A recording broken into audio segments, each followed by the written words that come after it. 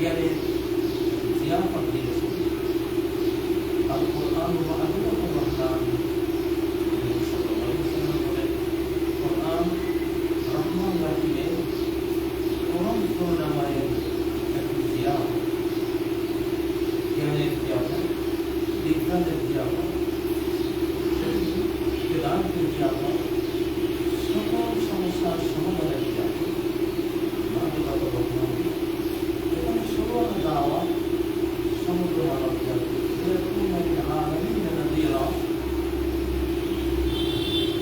গোটা বিশ্বের সকলের জন্য জ্ঞানের মাধ্যমে সকল বাণী প্রচার করার জন্য এই কোরআন মুহাম্মদ সাল্লাল্লাহু আলাইহি ওয়াসাল্লাম নাম দিয়েছেন। অতএব প্রথমে আমরা দার্সুল কোরআনে যাব, তারপর কোরআনের যে বাস্তব রূপ সুন্নাহ, তাকতিদের কোরআন যেটা সুন্নাহ, নবী সাল্লাল্লাহু আলাইহি ওয়াসাল্লাম নিজে তাকতিদের কোরআন ছিলেন, তার মধ্যে আবার সুন্নাহ আমাদের সামনে আছে। কোরআন সুন্নাহ এটা আমাদের সকল বিধিবিধানের আইনের উৎস, এই দুই উৎস নিয়ে আমাদের চলতে হবে। আজকে আমরা আল কোরআনুল কারীমের প্রথম সূরাটি আমরা ইনশাআল্লাহ আমাদের ক্লাস শুরু করব।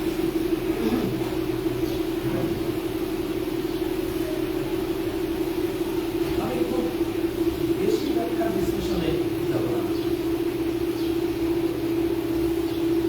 আল্লাহ প্রথম বেশি প্রচার করব ইনশাআল্লাহ। কারণ ইলমু রুকুনাতান ফাকাত সানাহু জাহিলুন, এই ছিল এক রুকনা, খুব সংক্ষেপ, যেমন কোরআনের সংক্ষেপ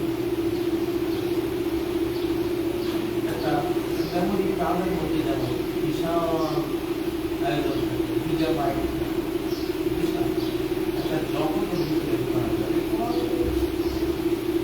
ওই ধরনের জ্ঞান বিজ্ঞানের মানুষ জ্ঞানের ছোট্ট আয়োজনে গোটা মহাবিশ্ব বর্ণিত হয়ে আছে, সৃষ্টিকর্তা বর্ণিত হয়ে আছে। সেটাকে ব্যাখ্যা করতে করতে করতে করতে করতে মানুষ হাজার লক্ষ কোটি বইকে রূপান্তর করে দিয়েছে। ফলে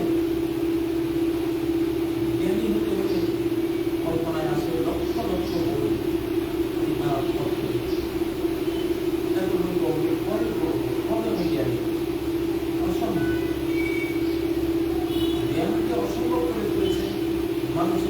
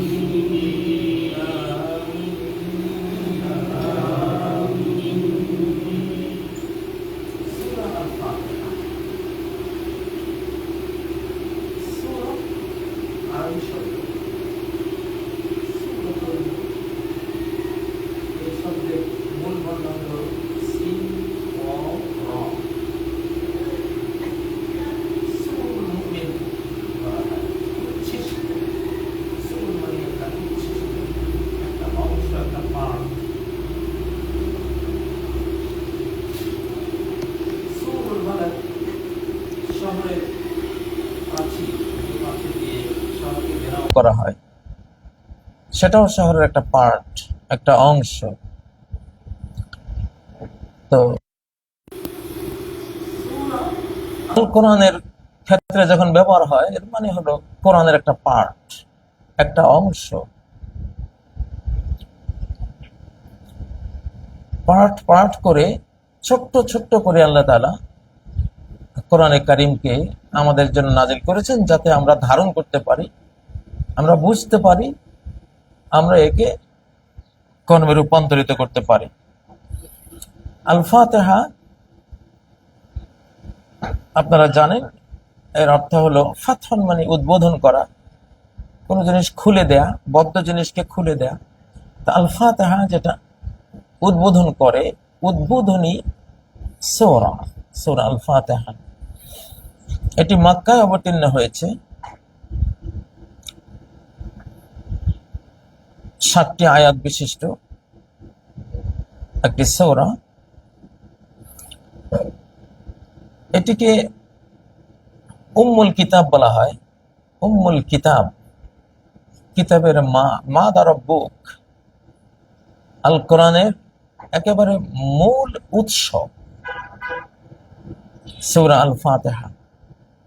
গোটা কোরআন যেন এর থেকে উৎসারিত শাখা, এরই বর্ণনা বাকি কোরআনুল কারীমের 113টি সূরা। এখানে সংক্ষিপ্তভাবে আসমানের নাজিল হওয়া শতাধিক ছোট বড় গ্রন্থের সারাংশ বলে দেয়া আছে।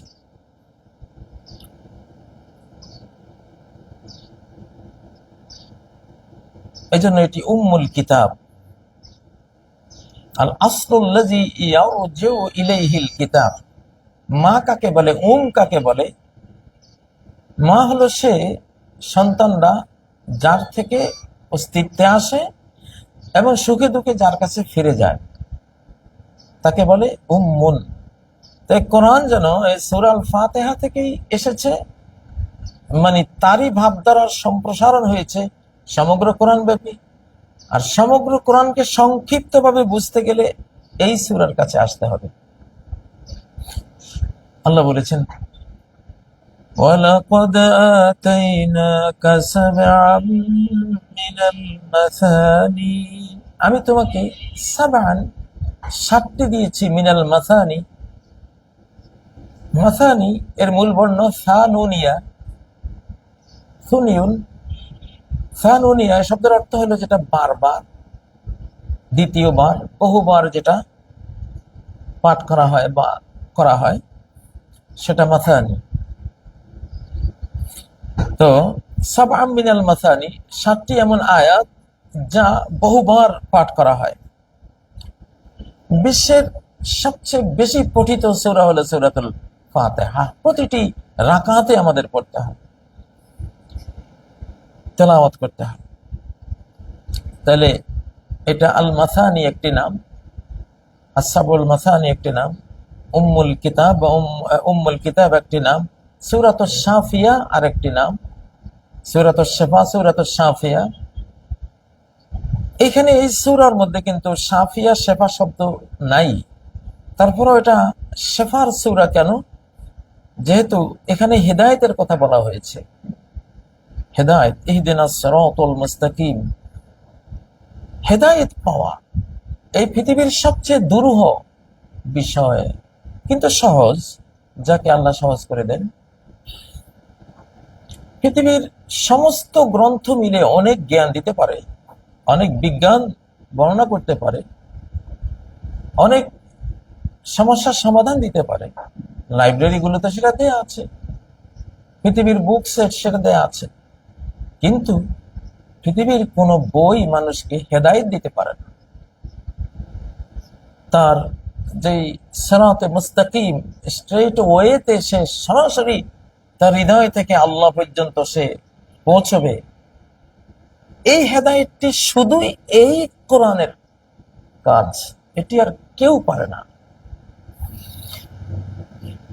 আমাদের এই বাংলাদেশেই তো আমরা কত বিধিবিধান রচনা করি, আমাদের লেখা, মানুষের লেখা কত সংবিধান আছে, বিশ্বব্যাপী মানব রচিত সংবিধান আছে। কোন সংবিধান কি হেদায়েত দিতে পেরেছে? একজন মানুষকেও কি চৌর্যবৃত্তি থেকে রক্ষা করতে পেরেছে? নৈতিকতা দিতে পেরেছে? না, পারেনি। নৈতিকতা যাদের মধ্যে দেখি সেটাই ধর্মগ্রন্থ থেকে এসেছে, যতটুকু এসেছে। তো এজন্য এটা সূরাতুশ শিফা কেমনে? যেহেতু এটা সূরাতুল হুদা, হেদায়েতের সূরা, আর হেদায়েতের মধ্যে সকল রোগের নিরাময় রয়েছে।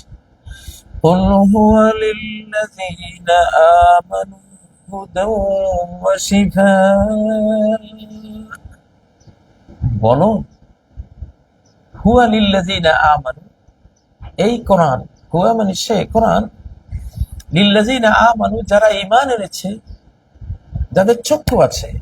ঈমান হলো একটা আই, এটা অন্তরে থাকে, এটা চোখ, চামড়ার চোখ সূর্যের আলো রিসিভ করে, আর ঈমানি চোখ হেদায়েতের আলো রিসিভ করে।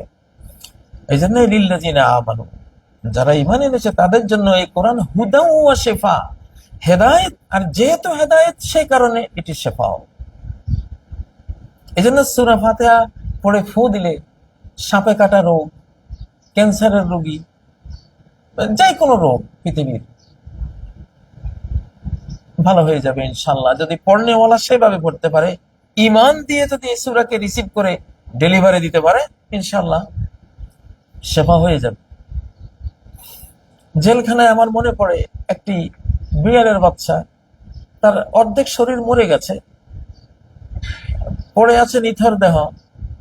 আমার সাথে কয়েদিরা বলছে যে এটা ফেলে দিয়ে আসতে হবে। তা আমি, আমার মনে কৌতূহল জাগলো, দেখি সূরা ফাতিহা দিয়ে একটু পরীক্ষা করে দেখি। আমি 7 বার সূরা ফাতিহা পড়ে বিড়ালের বাচ্চাটাকে ফু দিলাম। বিশ্বাস করবেন, আমি কিছুক্ষণ পরে দেখি কয়েদিরা আমার সাথে ছিল, হেঁটে বেড়াচ্ছে। দেখো সূরাতুল ফাতিহা, এটা কি জিনিস! হেদায়েতের সাথেই সকল নিরাময় নির্ভর করে, চলে। সঠিক হেদায়েত যে নেবে তার দেহ কোনো রোগ থাকবে না, মনোরোগ থাকবে না, ডিপ্রেশন, টেনশন কিছুই থাকবে না। পরিবারের যে অশান্তির রোগ, সে অশান্তির রোগ ব্যাধিও থাকবে না। সমাজে যে মারামারি, হানাহানি, জুলুম নির্যাতনের রোগ ব্যাধি, সেটা এক ধরনের রোগ, সামাজিক রোগ, সেটাও থাকবে না। বিশ্বে যে আজকে কে কাকে, জোর যার মূল্য তার, শক্তি আছে সবল আমি, তাহলে আমি দুর্বলকে খেয়ে ফেলবো, এইটাও একটা ব্যাধি, মনোব্যাধি। এই সব কিছুর শিফা সূরা ফাতিহার মধ্যে রয়েছে, কারণ সে হলো হুদায়েত, হেদায়েত, সে হুদা, সে সর্বস্তরে হেদায়েতের আলো দেবে। ব্যক্তি থেকে শুরু করে, মনোজগৎ থেকে শুরু করে, স্পিরিচুয়াল জগৎ থেকে শুরু করে, পারিবারিক, সামাজিক, রাষ্ট্রিক, বৈশ্বিক, দুনিয়া, আখিরাত, সর্বক্ষেত্রে যেহেতু সে হেদায়েত, অতএব সর্বক্ষেত্রে সে শিফা, নিরাময়কারী, দুঃখ ক্লেশ দূরকারী। কবরের আযাবের জন্য সে শিফা, সেখানে শিফা অর্থ আযাব হবে না যদি এই সূরার সেখানে উপস্থিতি থাকে। জাহান্নামের আযাব আসবে না যদি এই সূরার প্রতি বিশ্বাস থাকে, কারণ সে তো শিফা, সে পরকালের জন্য শিফা, দুঃখ ক্লেশ নিরাময়কারী, দূরকারী। সেটা সেই বডিতে আসুক, মনে আসুক, যে কোনো অঙ্গনে আসুক। প্রিয় বন্ধুরা, অনেক কথা, আল কোরআন হাম্মালু আওজুহিন, কোরআন হাম্মাল আওজ, হযরত আলী বলতেন কোরআন একটি আয়াতেই বহু বহু দিক বিভাগ শামিল করে, হাজারো লাখ দিক বিভাগ এক একটি আয়াতে আছে। এটা ব্যাখ্যা করে তো শেষ করা যাবে না। এজন্য আমরা সংক্ষেপে যাচ্ছি। আমরা প্রথমে কি পড়েছি? আউযু বিল্লাহি মিনাশ শাইতানির রাজীম। এটা একটা সেফটি আমাদের জন্য, অ্যান্টিভাইরাস, অ্যান্টি শয়তানিক হুইসপারিং, মানে শয়তান যে মানুষকে জ্ঞানের জগৎ থেকে সরিয়ে ফেলে, হৃদয় থেকে জ্ঞানের ইলেকট্রনগুলোকে, নূরগুলোকে, আলোগুলোকে দূর করে দেয়, সেটা হলো ডার্ক, সে হলো কালো জিনিস। শয়তান তার ভূমিকা হলো কালো, ডার্ক ওয়েব ছড়ায়। তো সে তো, আমি সূরা ফাতিহা পড়ার সময়, কোরআনের যে কোনো সূরা পড়ার সময়, আয়াত পড়ার সময়, সে তো তার ডার্কনেস দিয়ে আমাকে আলো থেকে বঞ্চিত করতে পারে। এই জন্য প্রথমেই জ্ঞানের ভাইরাস, যেটা শয়তান হলো জ্ঞানের ভাইরাস, আপনার পাশে আসলে আপনি জ্ঞান ভুলে যাবেন, কারণ সে হলো সূক্ষ্ম, আগুনের একেবারে সূক্ষ্ম লেলিহান শিখা থেকে তৈরি, তো আপনার ভেতরে ঢুকে যাবে, অন্তরে ঢুকে যাবে, জ্ঞান দূর করে দেবে। আদমের পাশে গেছে, আদম ভুলে গেছে। শয়তান পাশে আসলে যে মানুষ জ্ঞান ভুলে যায়, এটা হযরত আদম আর হাওয়ার প্রথম ঘটনা থেকেই প্রমাণিত হয়েছে, প্রমাণিত সত্য যে শয়তান তাদের পাশে আসার কারণে তারা আল্লাহর কথা ভুলে গেছে। এমনটা ভাইরাস দিয়েছে, ওয়েব,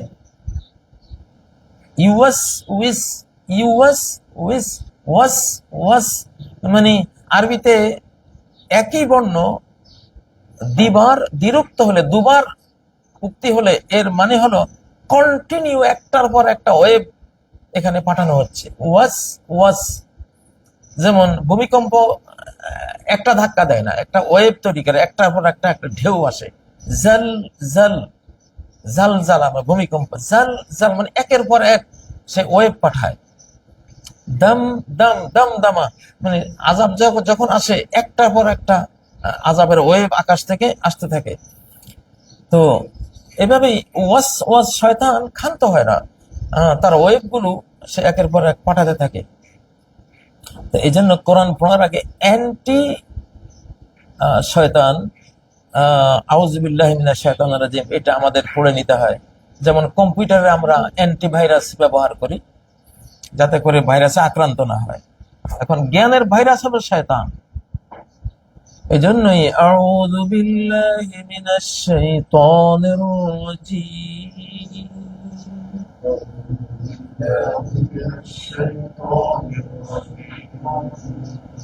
আপনারা প্রতিদিন সকালে 10 বার আউযু বিল্লাহি মিনাশ শাইতানির রাজীম পড়ে নেবেন, বিকালেও 10 বার পড়ে নেবেন। আমাদের এই যুগটা দাজ্জালিক যুগ, দাজ্জাল আর ইবলিসের ভয়াবহ থাবার যুগ। আর এই 10 বার যদি এটা পড়েন, তাহলে একজন ফেরেশতা দিয়ে আল্লাহ আপনাকে সারাদিন হেফাজতে রাখবেন শয়তানের কুমন্ত্রণা থেকে। রাসূল সাল্লাল্লাহু আলাইহি ওয়াসাল্লাম এইভাবে বলেছেন। তো সেজন্য আমরা আউযু বিল্লাহি মিনাশ শাইতানির রাজীম সকালে 10 বার পড়বো, বিকালে 10 বার পড়বো। আর কোরআনে কারীম পড়ার সময় তো পড়বই। এখানে আরেকটু বাড়তিও আছে কোন কোন হাদিসের মধ্যে, আউযু বিল্লাহিস সামিউল আলিম মিনাশ শাইতানির রাজীম মিন হামজিহি ওয়া নাফখিহি ওয়া নাফসিহি। যারা মুখস্থ করতে পারেন সেটা তারা পড়বেন। মোটামুটি আউযু বিল্লাহি মিনাশ শাইতানির রাজীম, বিল্লাহি, আউযু বিল্লাহি, আউযু আমি আশ্রয় নিচ্ছি, বিল্লাহি আল্লাহর কাছে। আল্লাহ মানে আল ইলাহ, আল ইলাহ মানে আল মাবুদ, যাকে ইবাদত দেয়া হয়। ইবাদত মানে কি? গায়াতুল হুব্বি বিগায়াতিজ যুল্লি, বা গায়াতুল যুল্লি বিগায়াতিল হুব্বি, চূড়ান্ত বিনয়, চূড়ান্ত প্রণয় দিয়ে, বিনয় আর প্রণয়ের সর্বশেষ রূপ যেটা, এটাকে বলে ইবাদত। এর উপরে আর বিনয় হতে পারে না, এর চেয়ে বেশি আর ভালোবাসা মানুষের সাধ্যের বাইরে।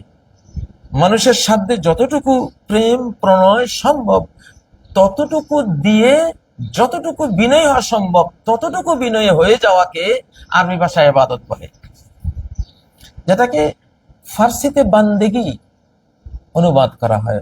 বান্দা বান্দি, বান্দেগি কি ফার্সি ভাষীরা, ইরানের ভাষীরা, খোরাসান ভাষীরা এই ইবাদতের অনুবাদ করেছেন বান্দেগি। বান্দান আরবি ফার্সি শব্দ, বান্দান মানে বেঁধে রাখা, বেঁধে রাখা। প্রেমের ডোরে, ভালোবাসার ডোরে, বিনয়ের সুতোয় যাকে পেঁচিয়ে রাখা হয়েছে, বেঁধে রাখা হয়েছে, অনেকটাই ভাবানুবাদ হয়। তো কিন্তু আসলে ইবাদত মানে যেটা আমি বলেছি, গায়াতুল যুল্লি, চূড়ান্ত বিনয়, বেগায়াতুল হুব্বে, চূড়ান্ত প্রণয় দিয়ে। অতএব ভালোবাসাহীন এবাদত না, ভালোবাসাহীন বিনয়, শুধু আল্লাহর সামনে বিনয়ী হয়ে দাঁড়িয়ে রইলাম কিন্তু কোনো ভালোবাসা না, এটা ইবাদত হলো না। অথবা খুব ভালোবাসি কিন্তু আমি বিনয়ী না, অহংকারী, এটাও ইবাদত হলো না। এখানে বিনয় 100, প্রণয়ও 100, এটা হয় ইবাদত। আরবিতে ভালোবাসার 5টা স্টেজ আছে। প্রথম স্টেজ হলো এলাকাটা সম্পর্ক হলো, দ্বিতীয় স্টেজ হলো সোবাবা, মনটা একটু সেদিকে ঝুঁকে পড়লো, তৃতীয় স্টেজ হলো গরামা, আষ্টে পৃষ্ঠে একটু বেঁধে গেল যেন, জড়িয়ে গেল যেন তার মাহবুবের সাথে। চতুর্থ স্টেজ হলো এশক, লতা যেমন গাছকে পেঁচায় এরকম পেঁচিয়ে গেল তার ভালোবাসা। পঞ্চম স্টেজ হলো আত-তাআব্বুদ, ইবাদা, মানে ফাইনাল ইবাদা কি, মানে সে একেবারে গলে গেল। বাংলাদেশে বর্ষাকালে গ্রামের রাস্তাগুলো দেখেন না, বিশেষ করে লাল মাটির রাস্তা, বৃষ্টি হলে একবারে হাঁটু পর্যন্ত গেড়ে যায়, এটাকে বলে আত-তরিকুল মুআব্বাদ। এমন রাস্তা যেটা মুআব্বাদ মানে আব্দ হয়ে গেছে, একেবারে নরম হতে হতে হতে এমন হয়ে গেছে কাদা মাটির, মানে ওখানে পা রাখা যায় না, গেড়ে যায়।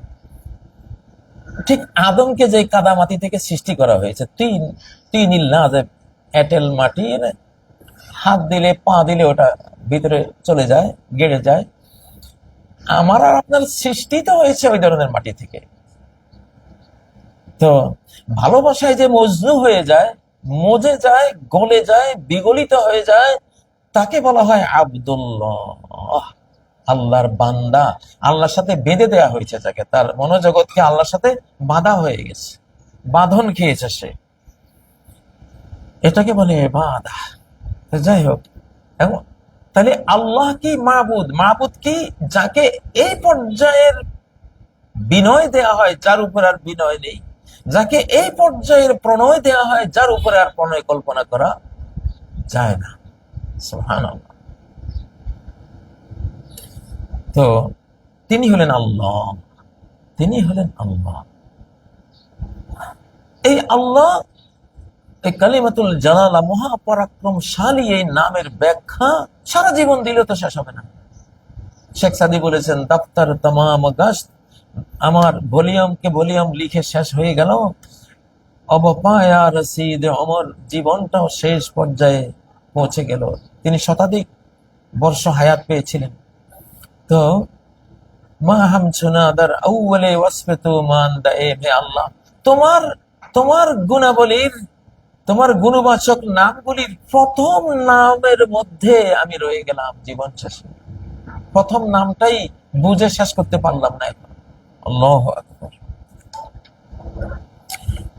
তো আমরা আশ্রয় নিচ্ছি, বা আমি আশ্রয় নিচ্ছি কার কাছে? বিল্লাহি, আল্লাহর কাছে। কার থেকে আশ্রয় নিচ্ছি? মিনাশ শাইতানির রাজিম, শয়তান থেকে। শয়তান আরবি শাতান বা শাইত থেকে উৎপন্ন, খুব রাগান্বিত হয়। শয়তান আদমের মর্যাদা দেখে খুব রাগান্বিত হয়েছে, রেগে গিয়ে কুফরি করে বসেছে, অস্বীকার করে বসেছে। তো সেখান থেকেও সে অর্থের দিক থেকেও সে শয়তান, আবার সে আল বাঈদু আনিল্লাহ, আল্লাহ থেকে দূরে, কুল্লু মান ইবতাআদা আনিল্লাহি ফাহুয়া শায়তান, আল্লাহ থেকে যে দূরে সরে যায় সেই শয়তান। পৃথিবীতে দুই মাবুদের ইবাদত চলে। আপনি যত ধর্মই পৃথিবীতে আছে থাকুক, এখানে মাবুদ দুইজন। একজন হলেন আল্লাহ রাব্বুল আলামিন। মানুষের মধ্যে একটা বিশাল দল আল্লাহর ইবাদত করে, আর বাকি অংশটা তারা কার ইবাদত করে? শয়তানের ইবাদত করে। আউযু বিল্লাহি মিনাশ শাইতানির রাজীম। এখানে দুই মাবুদের উল্লেখ আছে, এক মাবুদ আল্লাহ, আর এক মাবুদ শয়তান পূজারীদের, শয়তান নিজে। এখানে সূরা ইয়াসিনের মধ্যে আমরা একটা আয়াত সবাই জানি কম বেশ, আলাম আহাদ ইলাইকুম ইয়া বানি আদম, আমি কি চুক্তি করিনি ইলাইকুম তোমাদের সাথে, ইয়া বানি আদম, হে আদম সন্তানেরা, আল্লাহ তা'বুদুশ শাইতান, যে তোমরা শয়তানের ইবাদত করো না। যিনি মূর্তির ইবাদত করেন তিনি শয়তানের ইবাদত করেন, যিনি বটগাছের পূজা করেন তিনি শয়তানের পূজা করেন, যিনি সূর্যের পূজা করেন তিনি শয়তানের পূজা করেন, যিনি চাঁদের পূজা করেন শয়তানের পূজা করেন, যিনি পোপ ফাদারের পূজা করেন শয়তানেরই পূজা করছেন, যিনি পীর ফকির মাজার বিভিন্ন ধরনের, মানুষ তো গোবরকেও পূজা করে, তো এই সব গায়রুল্লাহ পূজারীরা হলো শয়তান পূজারী। কেন, কিভাবে? কারণ এই সব পূজার হুইসপারিংটা, ওয়াসওয়াসাটা, কুমন্ত্রণাটা কে দিয়েছে? শয়তান দিয়েছে। মূর্তি কে বানিয়েছে? প্রথম নূহ আলাইহিস সালামের সময় শয়তান বানিয়েছে। ডাইরেক্ট শয়তান যদি দাবি করে আমারে ইবাদত দাও, তাহলে পৃথিবীর 100 কোটির মধ্যে একজন হয়তো সে পেতে পারে। এখন ডাইরেক্ট সে ইবাদত নেয় না, সে চামচ দিয়ে নেয়, চামচা দিয়ে। কেউ আছে না হাত দিয়ে খেতে পারে না, চামচা দিয়ে খায়। তো দুনিয়ার যত গায়রুল্লাহ মাবুদ আছে সব চামচা কার? শয়তানের। এজন্য এই সব ইবাদত মূলত নিচ্ছে কে? শয়তান নিচ্ছে।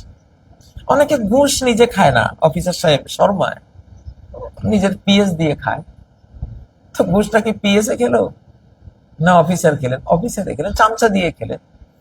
তার পিএসটা এখানে তার চামচ, তিনি যাকে দালাল নিয়োগ করেছেন সে দালাল তার চামচ, তাকে দিয়ে খাচ্ছে।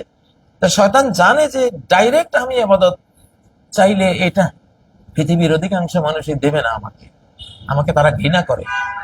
এই জন্য সে হাজারো লাখো চামচ রেডি করেছে, আর সেগুলো দিয়ে সে ইবাদত টেনে নেয়। আল্লাহ তো জানেন ইবাদতটা কে নিচ্ছেন। তো পৃথিবীতে দুই পূজারী আছে, আল্লাহ পূজারী, শয়তান পূজারী। যারা আল্লাহ পূজারী, আলহামদুলিল্লাহ আমার সাথে আমরা যারা বসে আছি আমরা আল্লাহ পূজারী, আল্লাহর ইবাদত করি।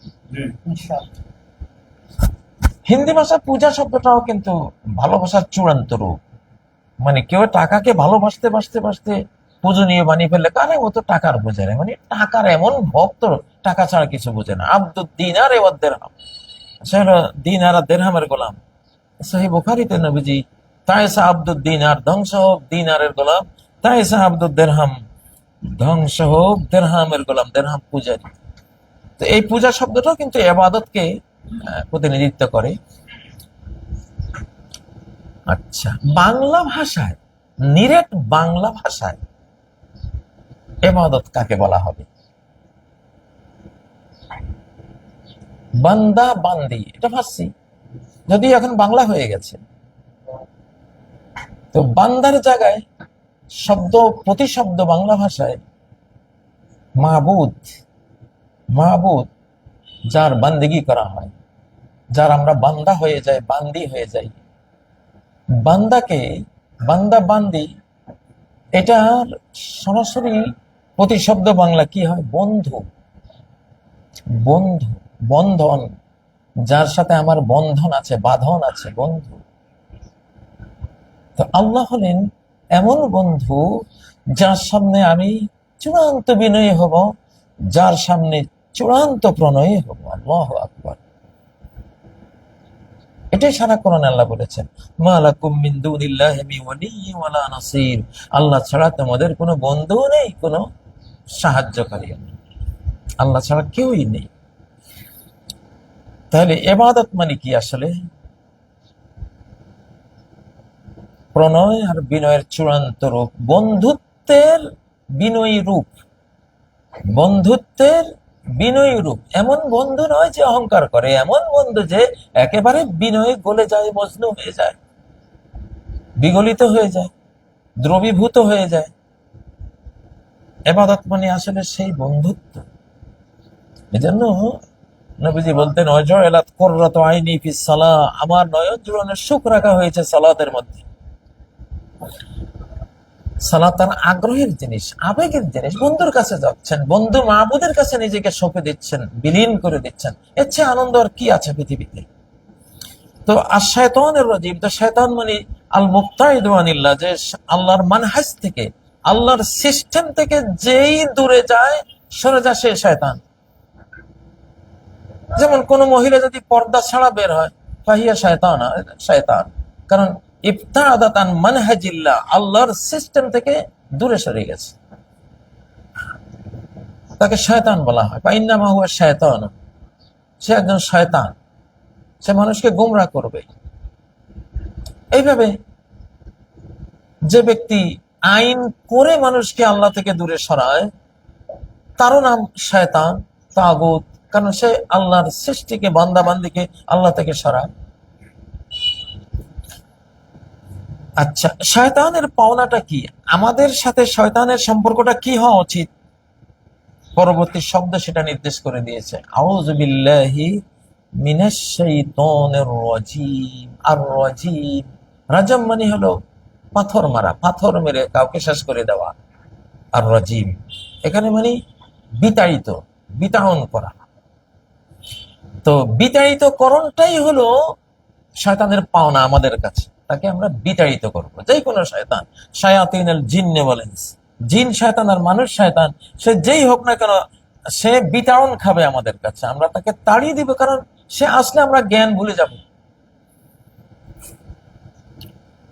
আজকাল ছাত্রছাত্রীদের জ্ঞান মুখস্থ থাকে না, কারণ শয়তান মোবাইলের মাধ্যমে আগের যুগের চেয়ে হাজার লক্ষ গুণ বেশি সুযোগ পায় তার কাছে আসার।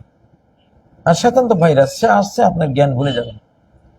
ওয়াইম্মা ইউনসিয়ান্নাকা শাইতান, সূরা আল আনামে আল্লাহ বলছেন, ওয়াইম্মা ইউনসিয়ান্নাকা, যদি ভুলিয়ে দেয় তোমাকে। কে ভুলিয়ে দিতে পারে ভুলের ভাইরাসটাকে? আর শাইতান, শয়তান যদি ভুলিয়ে দেয়,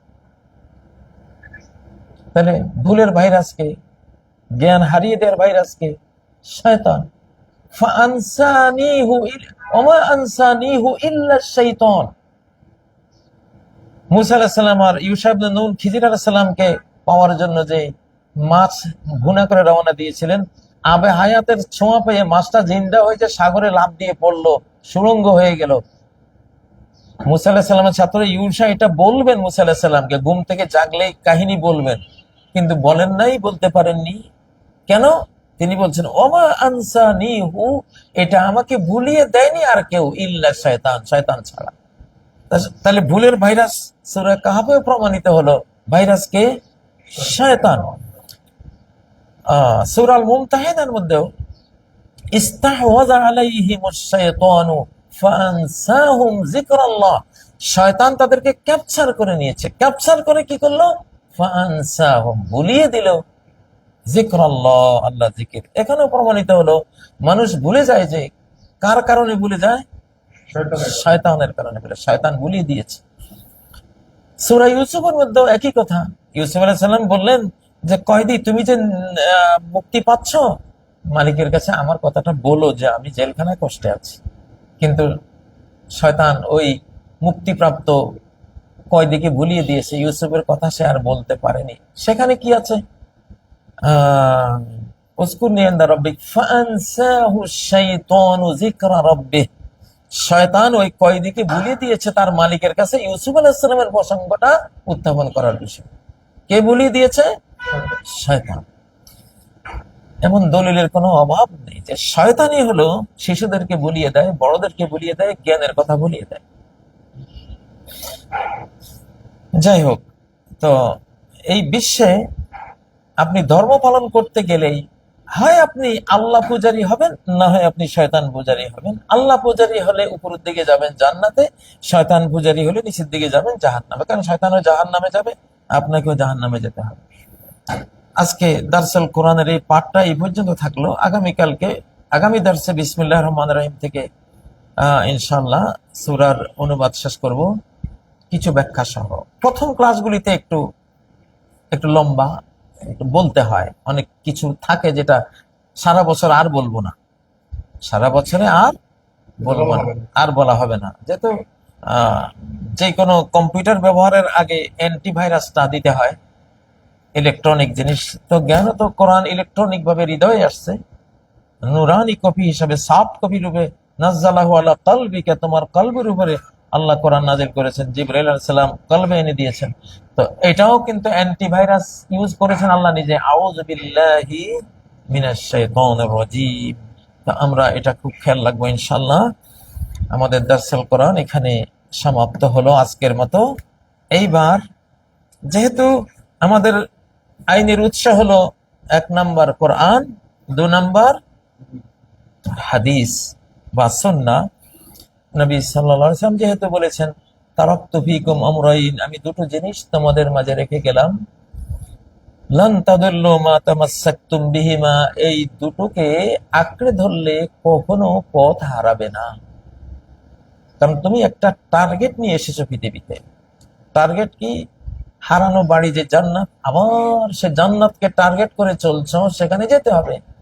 এখন টার্গেটের দিকে ধাবিত কোনো মানুষ বা কোনো মিসাইল, কোনো যন্ত্র, এটাকে মিসগাইড করাকে বলা হয় দলাল, গুমরাহির, বিচ্যুত হয়ে গেছে, মানে টার্গেট থেকে বিচ্যুত হয়ে গেছে।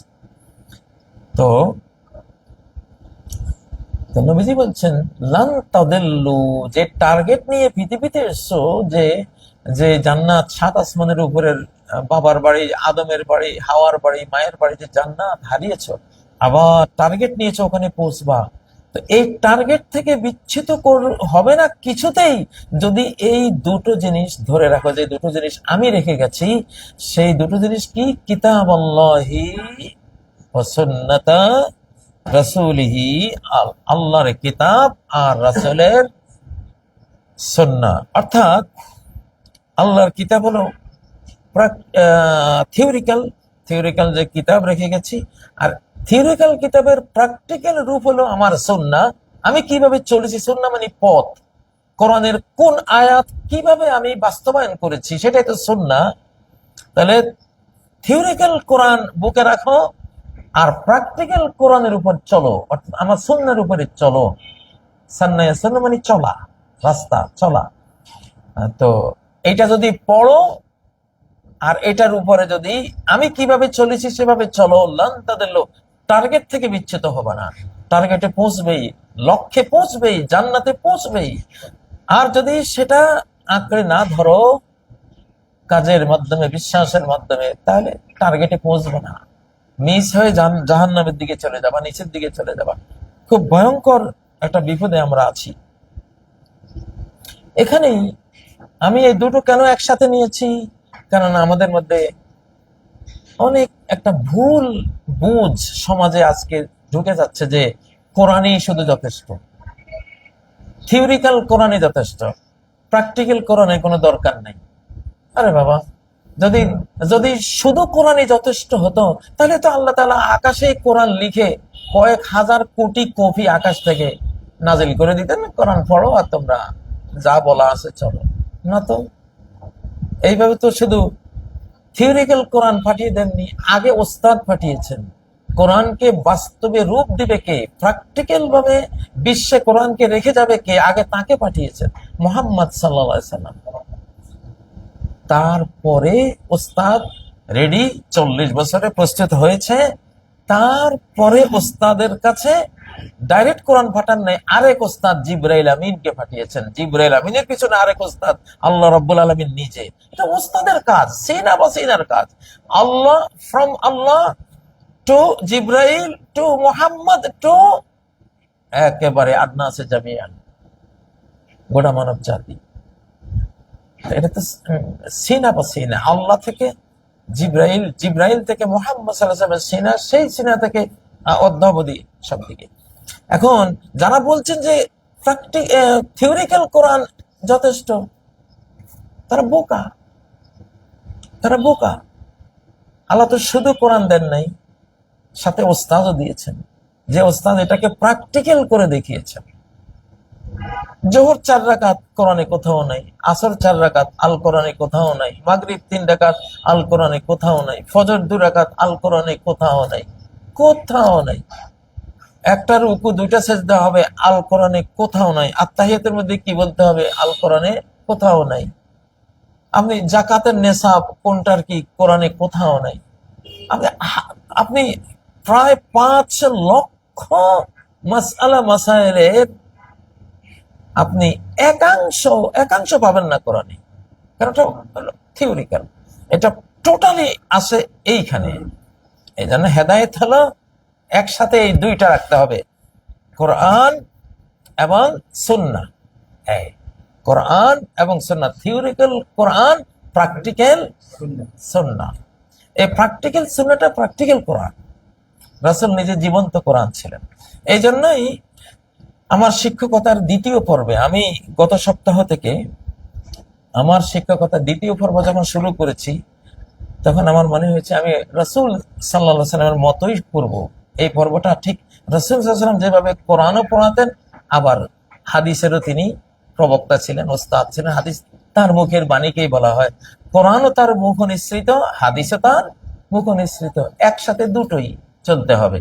এই জন্যই শিক্ষকতার এই 2য় পর্বে কোরআনও নিয়েছি, কারণ খায়রুকুম মান তাআল্লামাল কোরআনা ওয়া আল্লামাহু। খায়রিয়তের সার্টিফিকেট, শ্রেষ্ঠত্বের যে পুরস্কারটা, অ্যাওয়ার্ডটা কাকে দেওয়া হয়েছে? যিনি কোরআন শিখবেন, কোরআন শেখাবেন। খায়রুকুম মান তাআল্লামাল বুখারী, এটা তো নাই, বা খায়রুকুম মান তাআল্লামাল হাদিস, এটা তো নাই।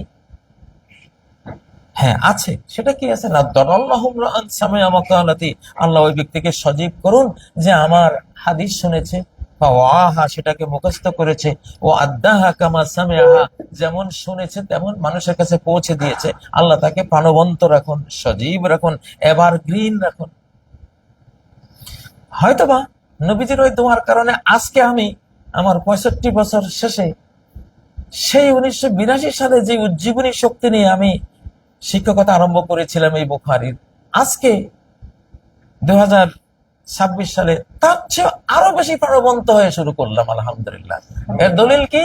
যে তখন শুধু বুখারী পড়িয়েছি, আর এখন সাথে কোরআনও নিয়েছি। তাহলে প্রাণবন্ততা, সজীবতা অনন্ত গুণে বেড়েছে কোরআনের বরকতে, কোরআনের কারণে। তো আমরা এখন ইনশাআল্লাহ নবী সাল্লাল্লাহু আলাইহি সাল্লামের আস-সুন্নাহ বা আল হাদিস এর মধ্যে ঢুকছি। আল হাদিস হলো সাধারণত কথাগুলি, হাদিস মানে তো কথা, বক্তৃতা, বক্তব্য। প্রতিটি জুমার মধ্যে নবীজি পড়তেন ফাইন্না খায়রাল হাদিসে কিতাবুল্লাহ, সর্বোত্তম হাদিস হলো আল্লাহর কিতাব। বাংলাদেশে যারা আহলুল হাদিস আছেন তাদেরকে বলছি, আপনারাও তো জুমার খুতবায় পড়ান ফাইন্না খায়রাল হাদিসে কিতাবুল্লাহ, বক্তৃতা এটা দেন। তাহলে আহলে হাদিসরা যদি শুধু বুখারী, মুসলিম, তিরমিজি, নাসাই এসব পড়ে, তাহলে কি খায়রুল হাদিস পড়া হলো? না, হলো না। তাদেরকেও আগে কোরআন পড়তে হবে। খায়রুল হাদিস হলো কোরআন। ফাইন্না খায়রাল হাদিসে কিতাবুল্লাহ। এজন্য সাধারণত আহলুল হাদিস বললে মনটা শুধু হাদিসের দিকে যায় না, এটা ভুল। আগে যাবে কোরআনের দিকে, তারপরে যাবে হাদিসের গ্রন্থের দিকে। তো আল হাদিস হলো মা উদিফা ইলা রাসূলিল্লাহ সাল্লাল্লাহু আলাইহি ওয়াসাল্লাম মিন কওলিন আও ফি'লিন আও তাকরীরিন আও সিফাতিন খালকিয়াতিন আও খুলুকিয়াহ।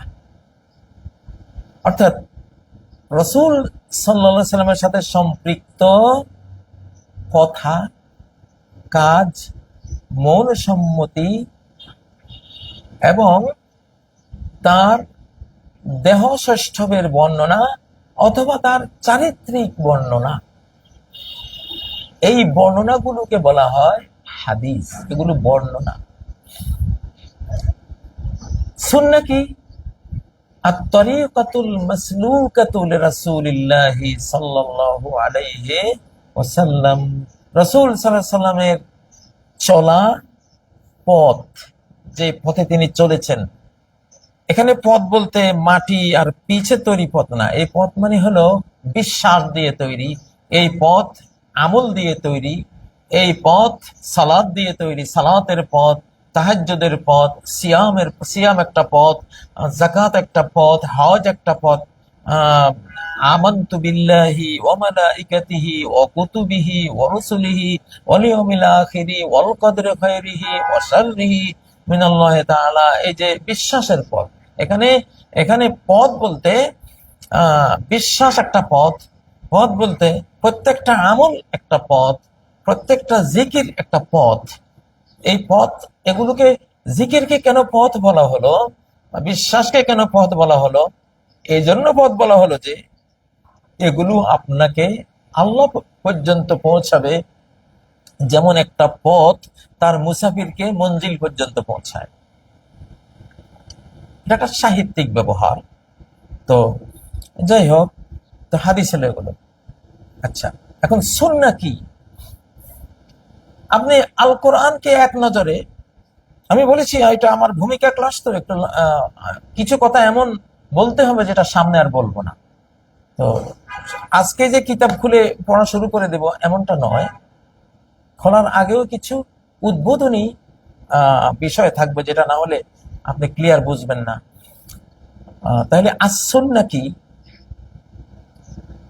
যে রাসূল সাল্লাল্লাহু আলাইহি সাল্লাম থেকেই শুরু করে অদ্যাবধি জোহরের সালাত সূর্য ঢলে যাওয়ার পর থেকে পড়া শুরু হয়েছে। এটা সমাজে আছে। এটা কোনো বুখারীতে থাকুক আর না থাকুক, এটা মুসলিম শরীফ কোন হাদিসের কিতাবে থাকুক আর না থাকুক, কথ্য রূপে থাকুক আর না থাকুক, সুন্নাহ রূপে, প্র্যাকটিক্যাল রূপে সমাজে আছে কি নাই? আছে, আছে। কিভাবে আছে? মুতাওয়াতির, অকাট্য রূপে আছে।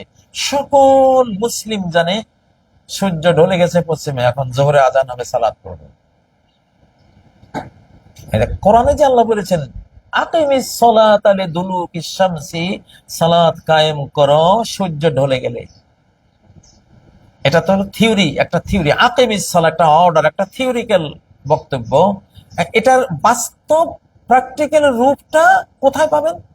সমাজে পাবেন, মদিনায় গেলে পাবেন, মক্কায় গেলে পাবেন, 57টি মুসলিম দেশে পাবেন প্র্যাকটিক্যাল সুন্নাহ কোরআনের এই আয়াতের ব্যবহারিক রূপটা, স্ট্রাকচারটা 57টি মুসলিম দেশে পাবেন।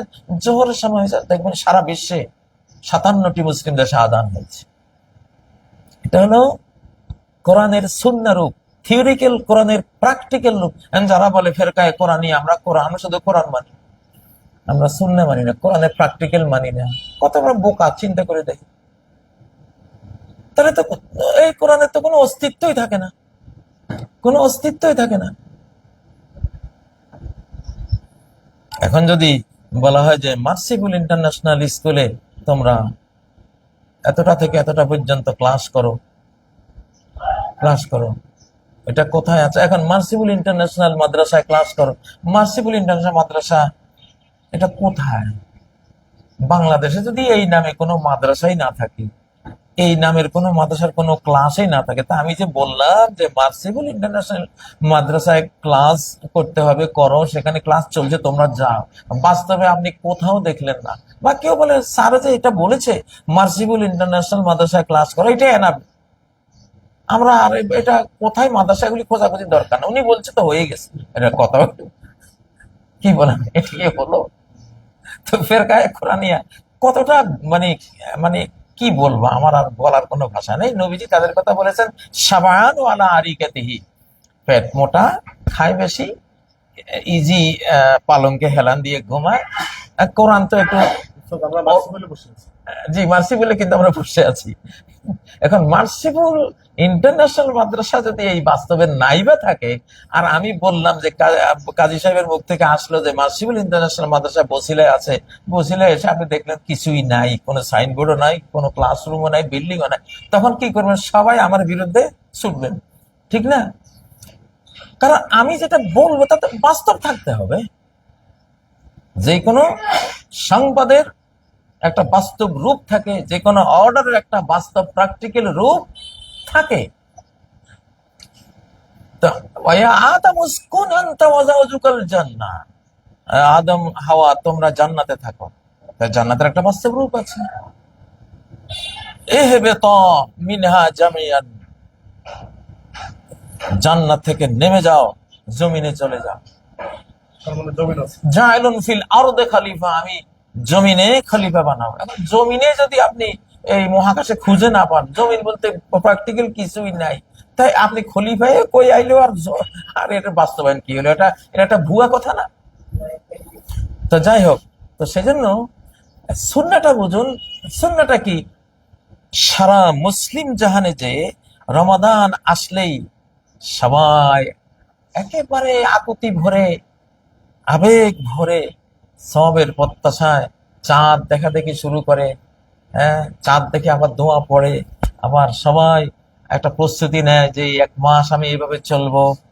তারপরে ঠিকই সাহারি আবার খেলো, সারাদিন না খেয়ে থাকলো, পান না করে থাকলো, রোজা রাখলো, আবার ইফতার করলো, আবার সাহারি খেলো, রাত্রে আবার তারাবি পড়লো, কেমন লাইল করলো। এই যে একটা রূপটা, এটা হলো কুতিবা আলাইকুমুস সিয়ামের সুন্নাহ রূপ, থিওরিক্যাল কোরআন। ইয়া আইয়ুহাল্লাযীনা আমানু কুতিবা আলাইকুমুস সিয়াম হলো থিওরিক্যাল অর্ডার। এটা প্র্যাকটিক্যাল হলো আপনার আমার মধ্যে 57টি মুসলিম রাষ্ট্রে আপনি রমজান আসলে দেখবেন কোরআনের এই আয়াতটা প্র্যাকটিক্যাল ভাবে 200-250 কোটি মানুষের মধ্যে বিরাজমান। এটাকে বলে সুন্নাহ। এইটাই উদ্দেশ্য হয়, একটা থিওরির উদ্দেশ্য হয় তার প্র্যাকটিক্যালটা, মূলটা তো সেইটা।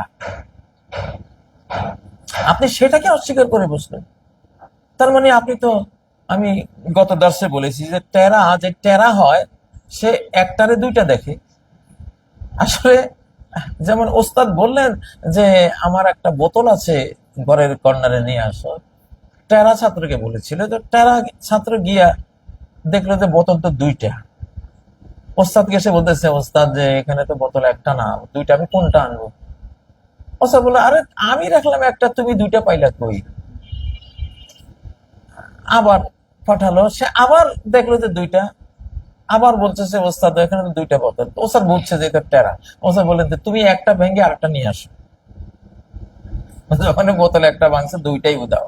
তা আপনারা যারা থিওরিক্যাল কোরআন, প্র্যাকটিক্যাল কোরআন একটাই তো জিনিস, একটাই জিনিস।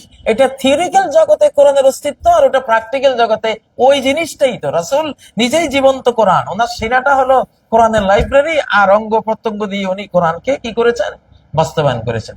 আমি গত সপ্তাহে বলছি সূরা তালাকের 10-11 নম্বর আয়াত, ক্বাদ আনজালাল্লাহু ইলাইকুম যিকরা, আল্লাহ তোমাদের প্রতি জিকির নাজিল করেছেন, কোরআন নাজিল করেছেন। সেই কোরআন কি বা সে কোরআন কে?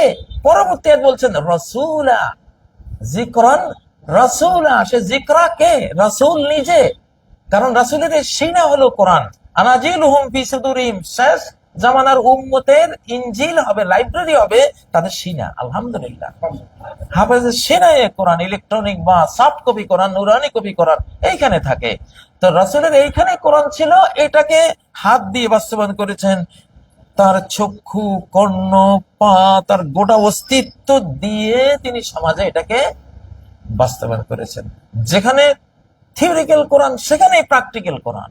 যেই অস্তিত্বে, যে রাসূলের অস্তিত্বে থিওরিক্যাল কোরআন তার সিনে এসে বড় করেছে, তার গোটা দেহ মন জুড়ে, অস্তিত্ব জুড়ে প্র্যাকটিক্যাল কোরআন অর্জন করেছে। প্র্যাকটিক্যাল কোরআন উনি, প্র্যাকটিক্যাল কোরআনে গিয়ে উনি তাহাজ্জুদ পড়তে পড়তে পড়তে হাত্তা তাওয়াররামাত কাদামা, দুই পা ফুলে গেছে। হাত্তা তাশাক্কাকাত কাদামাহু, দুই পা ফেটে ফেটে পানি বের হওয়া শুরু হয়েছে। হ্যাঁ, তাহলে যিনি থিওরিক্যাল কোরআন, তিনি তো প্র্যাকটিক্যাল কোরআন। আপনি দুইটা দেখলেন কই? একই পাত্রে দুই, একের ভিতরে দুই, একই জিনিসের অস্তিত্ব। এটা দুইটা রূপে আসতেছে, জিনিস একটাই। এখানে একটা অস্বীকার করা মানে টেরার মতো। বোতল একটারে দুইটা দেখতেছে, একটা ভাঙছে, দুইটাই গেছে। দয়া করে এমনটা না হয় ফেরকায়ে কোরআনিয়া ভাইয়েরা, ভাই বোনেরা, আখেরাতে গিয়ে দেখলেন যে আপনাদের কোনোটাই নেই। এটাই হবে, এটাই হবে। অতএব এই থিওরিক্যাল কোরআন লাগবে, এই প্র্যাকটিক্যাল সুন্নাহ লাগবে। দুইটা একই জিনিস, দুইটা একই জিনিস। একটা থিওরিক্যাল রূপ, একটা প্র্যাকটিক্যাল রূপ। সুবহানাল্লাহ। তো এই জন্য সুন্নাহকে বোঝন, সুন্নাহকে বোঝন। আচ্ছা, মুসলিম সমাজে কোরবানি আসলে, এই তো আসতেছে কোরবানি, এখন তো গরু কেনার হিক পড়ে যাবে, ছাগল কিনবে, ভেড়া কিনবে, কেউ দুম্বা কিনবে, কেউ হজে যাবে, তারপর অলরেডি যাওয়া শুরু হয়ে গেছে। এটা সুন্নাহ। এই যে এটা কি, ওয়ালিল্লাহি আলান নাসি হিজ্জুল বাইত, মানব জাতি আল্লাহর জন্যই, লিল্লাহি শুধু আল্লাহর জন্য, আর কারোর জন্য না, শুধু আল্লাহর জন্যই, আলান নাস মানব জাতির উপরে ফরজ, হিজ্জুল বাইত, বাইতুল্লাহর হজ করা। এটা থিওরিক্যাল আয়াত, এটা প্র্যাকটিক্যাল রূপ। আপনি এখন কাবাতে যান, আপনি যাচ্ছেন, প্র্যাকটিক্যাল রূপ এটা। ওখানে আপনি এহরাম পাচ্ছেন, ওখানে গিয়ে আপনি তোয়াফ করবেন, ওখানে আপনি হজের মৌসুমে গিয়ে কি করবেন, মিনায় যাবেন, আরাফায় যাবেন, মুজদালিফায় যাবেন, সব কোরআনের হজের যে ডিটেইলস কোরআনে আছে, থিওরিক্যাল কোরআন, ওইটার প্র্যাকটিক্যাল রূপ। এটাকে বলা হয় সুন্নাহ। তবে সুন্নাহ অস্বীকার করলে তো কোরআনের অস্বীকার করা হলো। আপনি সুন্নাহ অস্বীকার করতে হলে আপনি এটা বলতেছেন যে রাসূল নামে কেউ আসে নাই, আর এই কোরআনের কোনো আসলে প্র্যাকটিক্যাল কোনো আমল কোনো হয় নাই। আপনি পুরা রাসূলের অস্তিত্ব সহ আপনি অস্বীকার করে ফেলতেছেন। আস্তাগফিরুল্লাহ। পুরা পুরা ওই টেরার মতো, একটা ভাঙছেন তো দুইটাই গেছে। আসলে দুইটা নাই এখানে, একটাই, একটা একটা এইভাবে আছে, একটা ওইভাবে আছে, রূপ দুইটা, একই জিনিসের দুইটা রূপ, প্র্যাকটিক্যাল রূপ, থিওরিক্যাল রূপ, এই দুইটা। যে কোনো নীতি বাক্যের দুইটা রূপ থাকে, সেটার থিওরি হিসাবে থাকে, আর কি থাকে, প্র্যাকটিস হিসাবে থাকে। আমরা বলি না, আমরা প্র্যাকটিসিং মুসলিম, অর্থাৎ আমি যে লা ইলাহা ইল্লাল্লাহ বিশ্বাস করি, আমি যে মুহাম্মদুর রাসূলুল্লাহ বিশ্বাস করি, এটা আমার প্র্যাকটিসে আছে। যে আমি পায়ের গোড়ালির উপরে আমি কি পরি, আমার প্যান্ট পরি, পায়জামা পরি, কেন পরি? এটা আমার প্র্যাকটিস, আমার নবী মুহাম্মদ সাল্লাল্লাহু আলাইহি ওয়াসাল্লাম থেকে আমি এটা পেয়েছি, এটা আমি পেয়েছি। এটা উনি এভাবে পুরুষদেরকে শিখিয়েছেন। আল্লাহ নারী বানিয়েছেন, নারীরা টাকনুর নিচে আরো 1 হাত পর্যন্ত ঝুলাতে পারবে, 1 বিগত থেকে 1 হাত। আর পুরুষ টাকনুর উপরে না পড়লে তার জাহান্নাম। আল্লাহ তাআলা নারীদেরকে বলেছেন, কি বলেছেন, ওলা ইউবদিনা যিনাতাহুন্না, সূরা নূরের মধ্যে, তারা তাদের জিনাত, তাদের পাও জিনাত, তাদের প্রত্যেকটা গোটা অঙ্গ প্রত্যঙ্গ জিনাত, অর্নামেন্টস, অলংকার প্রকাশ করবে না নির্দিষ্ট স্বামী, তার পিতা, তার ছেলে, তার ভাই, তার ভাতিজা, মুহাররম যারা আছে এরা ছাড়া, তাই না? তো সেটার প্র্যাকটিক্যাল রূপ হলো এই আমলগুলো প্র্যাকটিস করছেন। মানে আপনি একজন নারী, একজন বোন পর্দা করছেন, মানে এটা ইউদনিনা আলাইহিন্না মিন জালাবিবিহিন, নারীদেরকে বলো তারা যখন বেরিয়ে যাবে জিলবাব মাথার তালু থেকে পায়ের তালু পর্যন্ত ঢেকে নেবে। এই এই যে থিওরিক্যাল নির্দেশ, ইউদনিনা আলাইহিন্না মিন জালাবিবিহিন্না, সূরা আযাবের মধ্যে, সূরা নূর, সূরা নূর তো, হ্যাঁ, সূরা আহজাব না, এটা সূরা আহজাবের মধ্যে। তো এখন এইটা ধর্মীয় নির্দেশ, আসমানি নির্দেশ। আপনি ইহুদি জাতির মধ্যে, মূল ইহুদি ধর্ম যারা, ইসরায়েলি যারা নারীরা, যারা মূল মুসা আলাইহিস সালামের দিন ফলো করে, দেখবেন ওদের বোরকা আমাদের মুসলিমা মায়েদের বোরকা আরো সিরিয়াস। ইসরায়েলি আসল নারী যেগুলো, ওদেরকে দেখলে আপনি তো বলবেন এরা তো আফগানিস্তানের তালেবান মেয়ে, এইরকম বোরকা পরে, অথচ তারা ইহুদি। আপনি আমেরিকা যান, যারা খ্রিস্টান ধর্ম ফলো করে, মুসলিমাদের সব বেশি তাদের বোরকা আরো বেশি ঢাকা। সুবহানাল্লাহ। আসমানি সকল ধর্মের মা জাতিকে ঢেকেছে। তো সেটার প্র্যাকটিস কি? যারা বোরকা পরে তারা প্র্যাকটিস করছেন। এখন থিওরিক্যাল কোরআন হলো ইউদনিনা আলাইহিন্না মিন জালাবিবিহিন্না, আর প্র্যাকটিক্যাল কোরআনটা হলো যারা শরীরটাকে এইভাবে আবরণ দিয়ে আবৃতা হয়েছেন, যারা আবৃত করেছেন, যারা, ওটা তাদের প্র্যাকটিস। তো যেই কোনো ধর্মীয় বক্তব্যের একটা থিওরি থাকে, তার একটা প্র্যাকটিস থাকে। প্র্যাকটিস না হলে ওটা বাতিল, ওটা আপনার জীবনে কোনো ফলবান হবে না। এটাকে বলে ইলমে নাফে। আল্লাহুম্মা ইন্নী আসআলুকা ইলমান নাফে। আপনি ভোর হলেই যে নবীজি এই দোয়াটা পড়তেন, আমাদেরকে শিখিয়ে গেছেন, আল্লাহ এমন ইলম যেটা আমি প্র্যাকটিস করে উপকৃত হব। ইলমে নাফে কাকে বলে? ইলমে গায়রে নাফে কাকে বলে? যেটা আপনি থিওরি শিখেছেন, কোনো আমল নাই, এটা এলমে গায়রে নাফে, কোনো ফায়দা হলো না, বরং আল্লাহর কাছে গিয়ে আপনি আরো হ্যান্ডকাপ করবেন যে তুমি তো জানতা, জেনে কেন মানলা না, জ্ঞান পাপি কেন হলা। আর এলমে নাফে কোনটা? যেটা জেনেছেন এবং প্র্যাকটিস করেছেন, আমল করেছেন, এইটা। তাহলে ক্লিয়ার যে আমাদের এই কোরআন নীতিবাক্য, ভার্সেস, আল্লাহর আয়াত, আল্লাহর বাণী, এটা আমরা তেলাওয়াত করব, এটা আমরা বুঝবো, এটা আমরা গবেষণা করব, এটা আমরা রাসূলের মতো করে প্র্যাকটিস করব, যেটা রাসূল থেকে সুরক্ষিত, সুসংরক্ষিত ভাবে আছে আর সুন্নাহর এইসব কিতাবগুলিতে। সুবহানাল্লাহ, কিতাবে লিখিত আছে, সমাজে আচরণ রূপে, সামাজিক ভাবেও, লোকপ্রথায়, লোকগাথায় সেখানেও লিখিত আছে।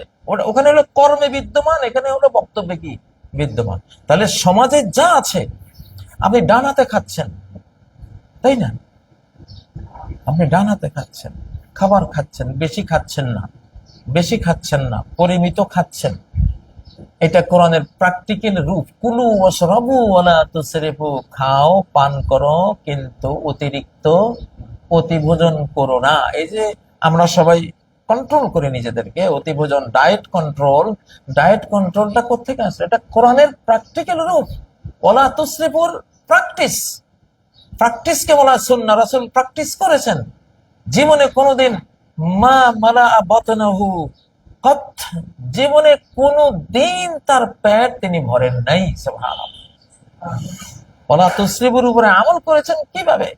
যত লোভনীয় খাবারে আসুক, জীবনে কোনোদিন তার পেট তিনি ভরেন নাই। আচ্ছা, যাই হোক, তাহলে আমরা থিওরি গত যে কোরআনে কারীম যেটা আমাদের কাছে আছে, এইটা যেমন ইনশাল্লাহ বুকে নেব, তেমনি প্র্যাকটিসিং যে ইসলাম সুন্নাহর মধ্যে আছে, সেটা আমাদের অঙ্গ প্রত্যঙ্গে, আমাদের পরিবারে, সমাজে, রাষ্ট্রে, বিশ্বে আমরা নেব। দুইটাই বিদ্যমান আছে একেবারে সুন্দরভাবে। সুবহানাল্লাহ, একবারে অকাট্যভাবে সবকিছুই আমাদের হাতে আছে। তাহলে মোটামুটি আসুন্নাহ কাকে বলে এবং কেন কোরআন স্বীকার করতে গেলে আসুন্নাহকে অস্বীকার করার কোনো উপায় নেই। কেউ যদি বলে আমি সূর্যকে বিশ্বাস করি, সূর্যকে বিশ্বাস করি, সূর্য আছে, দিব্যে আমি বিশ্বাস করি, এখন ওনাকে যদি বলা হয় তাহলে এই রোদটাই তো সেই সূর্য, সূর্যের প্রমাণ, উনি বলেন না, এইটা তো দরকার নাই। সূর্যের প্র্যাকটিক্যাল রূপটা তো রোদ আকারে আমার সামনে পড়ছে, আমি যে রুমে বসছি সামনে তো রোদ। এখন যিনি সূর্য স্বীকার করে, রোদ অস্বীকার করে, তিনি কি সূর্যকে স্বীকার করলেন? হ্যাঁ, তার স্বীকৃতির কোনো মানে আছে? সূর্যকে কি আমরা দেখেছি কখনো?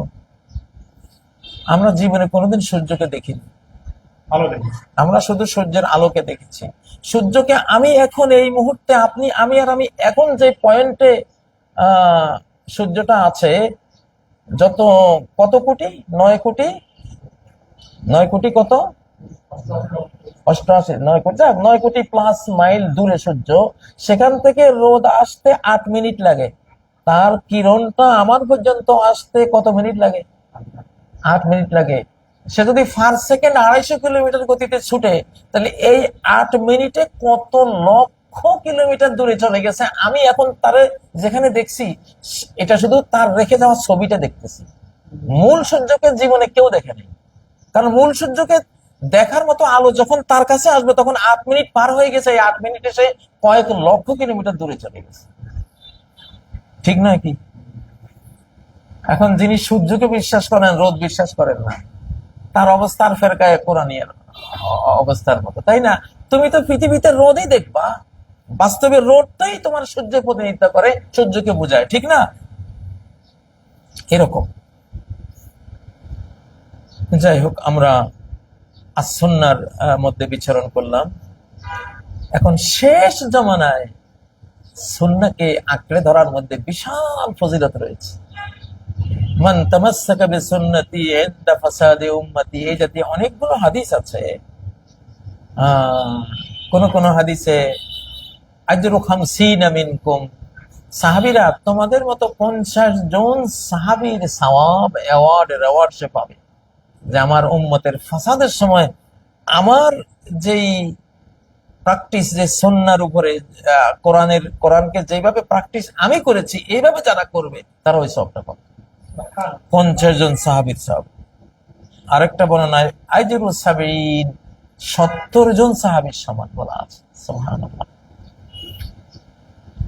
এই জটিল কুটিল পৃথিবীতে, অত্যন্ত জটিল এই পৃথিবীতে আমাদেরকে অবশ্যই রাসূল সাল্লাল্লাহু আলাইহি সাল্লামের তার স্টাইলের উপরে, লাইফ স্টাইলের উপরে চলতে হবে। তিনি যেভাবে কোরআনকে রেখে গেছেন সমাজে, সেভাবে রাখতে হবে। দেখুন, আমার শিশুকালে রাসূল সাল্লাল্লাহু আলাইহি সাল্লাম 1400 বছর আগে মুসলিম সমাজকে যেভাবে রেখে গেছেন, যে একটা শালীনতা, যে একটা হায়া, লাজুকতা, একটা মানবিকতা, একটা নৈতিকতার উপরে সমাজটা রেখে গেছেন, আমি আপনি যারা আমার বয়সের, আমাদের শৈশবে আমাদের সমাজটাকে অনেকটা সেরকম পেয়েছি। বিশেষ করে গ্রামীণ সমাজকে। আমাদের সমাজে কি কোনো মুসলিমা নারী শার্ট প্যান্ট পরে আমাদের শৈশবে আমরা কি দেখেছি? গ্রামে গঞ্জে আমরা দেখিনি। ঠিক রাসূল যেভাবে রেখেছেন, নারীদের পোশাক আলাদা, ড্রেস কোড আলাদা, পুরুষদের ড্রেস কোড ইসলামে আলাদা। এটা একরকম, ওটা একরকম, কারণ আলাদা আলাদা বৈশিষ্ট্য, আলাদা স্বাতন্ত্র্য, উভয়ের ভিন্ন। কিন্তু আজকে যে দেখি যে আমাদের অনেকের মধ্যে ড্রেস অত্যন্ত আপত্তিকর ড্রেস, যেটা ইসলামিক সুন্নাহর মধ্যে রাসূলের রেখে যাওয়া নারী কেন্দ্রিক যে সুন্নাহগুলো আছে, ওনার প্র্যাকটিস গুলো আছে, ওনার স্ত্রীদেরকে উনি যে প্র্যাকটিস করিয়েছেন, ওনার কন্যাদেরকে তিনি যে প্র্যাকটিস করিয়েছেন, সাহাবী মহিলাদেরকে যে প্র্যাকটিসের উপরে রেখে গেছেন, যে প্র্যাকটিক্যাল কোরআনের উপর রেখে গেছেন, সেই প্র্যাকটিক্যাল কোরআন আমাদের সমাজে এখন অনেক ক্ষতিগ্রস্ত হয়েছে কিনা? প্র্যাকটিক্যালটা অনেক নাই, থিওরিক্যালটা আছে। থিওরিক্যাল ঠিকই কোরআনে আছে যে নারীরা বেরিয়ে গেলে তোমরা এইভাবে হিজাব, শালীন ড্রেস তোমরা করবা, থিওরি ঠিক আছে, কিন্তু প্র্যাকটিক্যালটা কি ঠিক আছে? অনেকাংশে নাই। অনেকে পালন করছেন, তারা জান্নাতে যাবেন ইনশাআল্লাহ, কিন্তু অনেকে যারা করছেন না, তারা মুহাম্মদুর রাসূলুল্লাহ সাল্লাল্লাহু আলাইহি সাল্লামের সুন্নাহর বাইরে, লাইফ স্টাইলের বাইরে, প্র্যাকটিক্যাল কোরআনের বাইরে চলে গেছেন। কোরআনের বাইরে গেলে তো আপনার লাইফটা কি হবে? অবশ্যই ভয়াবহ ক্ষতিগ্রস্ততায় এবং ধ্বংসযজ্ঞে আপনি পতিত হবেন। তো সেজন্য আল্লাহ তাআলা তৌফিক দেন যে রাসূল সাল্লাল্লাহু আলাইহি সাল্লাম আমাদেরকে যেভাবে আয়াত সম্বলিত কোরআন দিয়ে গেছেন, তেমনি আমল সম্বলিত কোরআনিক সমাজ, প্র্যাকটিক্যাল কোরআনিক রূপও আমাদের সামনে রেখে গেছেন। আচ্ছা, এখন সেই প্র্যাকটিক্যাল কোরআনেরই কথ্য রূপ, ভাষা রূপ আমাদের সামনে আছে। বুখারী রূপে, মুসলিম রূপে, তিরমিজি রূপে, আবু দাউদ, নাসাই, ইবনে মাজাহ, সিলসিলাতুল আহাদিস আস-সহিহা, মুসনাদে আহমদ, হাজারো বই রূপে, কথ্য রূপেও আমাদের কাছে আছে। তাহলে ইসলাম সংরক্ষিত, তার মূল যে গ্রন্থ কোরআনের দিক থেকে শতভাগ সংরক্ষিত, এবং এটার যে প্র্যাকটিক্যাল রূপ সমাজের মধ্যে রেখে গেছেন। কোন না কোন সমাজে কোরআনের প্রত্যেকটা আয়াত বিরাজমান আছে না নাই? আছে। তাহলে সুন্নাহ রূপেও ইসলাম সংরক্ষিত আছে। আবার হাদিস রূপে প্র্যাকটিক্যাল কোরআনের কথাগত যেই অস্তিত্ব, সেই অস্তিত্ব রূপে হাদিসের গ্রন্থগুলিতেও সংরক্ষিত আছে না নাই? আছে। এই জন্যই ইসলাম একটি অকাট্য দিন। এই জন্যই আলহামদুলিল্লাহ এখন শেষ জমানায় 7 মহাদেশ ইনশাআল্লাহ ইসলামের আওতায় আসবে। এমন সংরক্ষিত ধর্ম আর কোনোটাই নেই। আপনি ইহুদি ধর্ম বলেন, খ্রিস্টান ধর্ম বলেন, সাবেঈন ধর্ম বলেন, কারোই না মূল গ্রন্থ ঠিক আছে, না মূল যে সমাজটা রেখে গেছেন নবীরা। ঈসা আলাইহিস সালাম যেই খ্রিস্টান সমাজ রেখে গেছেন, আজকে ওখানে গেলে দেখবেন তার 99% নাই। উনি কি শুকর খেয়েছেন? শুকর খাওয়ার সুন্নাহ রেখে গেছেন হযরত ঈসা আলাইহিস সালাম, অথচ ওনার জাতি এখন পুরো দমে কি শুকর খাচ্ছে। তারপরে উনি কি তৃত্ববাদী ছিলেন? তৃত্ববাদী ছিলেন না, তৃত্ববাদ রেখে যাননি, তিনি একত্ববাদী ছিলেন, কিন্তু সেখানে তৃত্ববাদ ঢুকে গেছে। তো আমরা যদি বেহায়াপনার ইতিহাসটা নিয়ে, সেটা তার বলে শেষ করা যাবে না। তিনি, তার মা যে মারিয়াম, তার মা মারিয়াম থেকে যেই রূপটা নারী জাতির পাওয়া যায়, সূরা মারিয়ামের মধ্যে সেটা আছে। হ্যাঁ, যখন জিব্রাইল আমিন একেবারে রাজকীয় ফিগার, ফাতামাসসালাহা বাশারান সাওয়িয়া, রাজকীয় ফিগার নিয়ে মারিয়ামের সেই গোপন কক্ষে, যেখানে তিনি ইবাদত বন্দেগীতে ব্যস্ত থাকতেন, সেখানে ঢুকলেন, তখন এমন একটা সুন্দর মালাকি রূপ নিয়ে তিনি গেলেন। মারিয়াম কি বলেছিলেন? ইন্নী আউযু বির-রহমানি মিনকা, আমি রহমানের কাছে তোমার থেকে পানা চাই। ইন কুনতা তাকিয়া, তুমি যদি মুত্তাকি হও তাহলে অবশ্যই তুমি আমাকে ডিস্টার্ব করবে না। চরিত্রটা কি? আজকে ইউরোপ আমেরিকার চরিত্র কি? তারা কি মারিয়ামের মতো এইভাবে যে কোনো বেগানা কোনো পুরুষ পেলে তারা কি নিজেকে গুটিয়ে নেয়, না আরো আরো সুপ্রসন্ন হয়ে তার দিকে এগিয়ে যায়? তারা কি মারিয়াম চরিত্র ধারণ করে? আছে? এটা তো খুঁজে পাওয়াই মুশকিল, খুঁজে পাবেন না আপনি। তো যাই হোক, কোন ধর্মে থিওরিক্যাল ধর্মগ্রন্থটাও ঠিক নেই কোরআন ছাড়া। প্র্যাকটিক্যাল যে সুন্নাহ রূপ আম্বিয়ায়ে কেরাম নবীগণ রেখে গেছেন, মুসা আলাইহিস সালাম রেখে গেছেন, ঈসা আলাইহিস সালাম রেখে গেছেন, তার রূপটাও প্রায় কিছুই নেই বলা চলে। দাউদ আলাইহিস সালাম যা রেখে গেছেন তার ফলোয়ারদের মধ্যে কিছুই নেই বলা চলে। একমাত্র আছে কোথায়? ইসলাম। এর কোরআনিক অস্তিত্ব ঠিক আছে, সুন্নাহ অস্তিত্ব ঠিক আছে, এর সুন্নাহর যে কথ্য রূপ হাদিসের অস্তিত্ব সেটাতেও পূর্ণদমে ঠিক আছে, আলহামদুলিল্লাহ। অতএব মানব জাতি আগামী দিনগুলোতে এই ইসলামের দিকে আসবে ইনশাআল্লাহ, কোরআনের দিকে আসবে। আমার আজকের এই দার্সের ছাত্রছাত্রীরা, আমার ভাই বোনেরা, আসলে আমিও কিন্তু কোরআনের ছাত্র, হাদিসের ছাত্র, আজন্ম আমিও ছাত্র। আবার একটু বয়োজ্যেষ্ঠ হিসাবে শিক্ষকতাও করি, ছাত্রও বটে, শিক্ষকও বটে। আপনাদের সামনে এতক্ষণ হাদিস নিয়ে একটা দার্স পেশ করলাম। হাদিসকে বুঝতে, হাদিসের প্রতি গুরুত্ব, সুন্নাহর প্রতি গুরুত্ব, কিছুতেই আমি কোরআন মানছি শুধু এটার উপরেই আমি ভুলগতভাবে আমি কল্পনা করছি যে এটা আমার ঠিক আছে না, এটা আমার ঠিক, আপনি কোরআন মানছেন না। কোরআনের পুরো প্র্যাকটিসটাকে আপনি অস্বীকার করে বসেছেন, শুধু থিওরির উপরে চলছেন। শুধু থিওরি দিয়ে আপনি জান্নাত পাবেন না, জাহান্নাম থেকে মুক্তি পাবেন না। এটাকে প্র্যাকটিসে নিতে হবে। আর প্র্যাকটিসে নিয়েছেন যিনি জীবন্ত কোরআন, চলমান কোরআন ছিলেন, কানা খুলুকুহুল কোরআন ছিলেন, তার চরিত্র, তার কর্মজীবনই হলো কোরআন, প্র্যাকটিক্যাল কোরআন। মা আয়েশা যেমন বলেছেন। তো আমাদেরকে সেই দিকে ফেরত আসতে হবে ইনশাআল্লাহ। আমার ক্লাস আমি আজকে এখানেই ইতিরেখা টানলাম। ইনশাআল্লাহ আবার কোন দিন আমাদের এখানে মার্সিফুল ইন্টারন্যাশনাল এই মাদ্রাসায় প্রতি শনিবার 11টায় ইনশাআল্লাহ, একটু কম বেশ হতে পারে আমাদের বিভিন্ন কারণে, কিন্তু আমরা জানিয়ে দেব। তো 11টায় টাইম থাকলো প্রতি শনিবার মার্সিফুল ইন্টারন্যাশনাল মাদ্রাসা। এটা হলো আগে যে ইসলামী আরবি বিশ্ববিদ্যালয় ছিল বসিলা, পশ্চিম ধানমন্ডি বসিলায়, ঠিক সেই বিল্ডিংটাতে মার্সিফুল ইন্টারন্যাশনাল মাদ্রাসায় বসে আজকে এই দারসুল কোরআন, এই দারসুল বুখারীর এই দ্বিতীয় পর্ব আমরা করলাম। ইনশাআল্লাহ আগামী শনিবার আবার এখানেই এই টাইমে আমরা উপস্থিত হব ইনশাআল্লাহ। ধন্যবাদ, সবার জন্য উন্মুক্ত ইনশাআল্লাহ। লাইভ থেকে এক দুইটা প্রশ্ন নেই, আমরা বলছিলাম যেমন আমাদের হাফিজ মহিউদ্দিন ভাই প্রশ্ন করেছেন যে ইসলামে নবীদের সংখ্যা কত, 1,24,000, 2,24,000, একটা মতানৈক্য আছে, এই সম্পর্কে কি বলবেন? জি, আসলে যেটা সহিহ হাদিস যেটা, সেখানেই একটু সন্দেহ করে রাবি এভাবে বলেছেন যে রাসূল সাল্লাল্লাহু আলাইহি ওয়াসাল্লাম 1,24,000 বলেছেন না 2,24,000 বলেছেন। এটা ওনার একটু শ্রোতার সন্দেহ হয়েছে, এই জন্য হাদিসটা ওইভাবে বলা। কিন্তু অন্যান্য বর্ণনা মিলালে এটা 1,24,000-এর মধ্যে আসে। 1,24,000 নবী রাসূল পৃথিবীতে এসেছেন। কিন্তু আল্লাহু আলাম। জি। যেহেতু কুরবানি আসতেছে, কুরবানি এবং আকিকা একসাথে দেওয়া যাবে কিনা, একটা কমন আমাদের।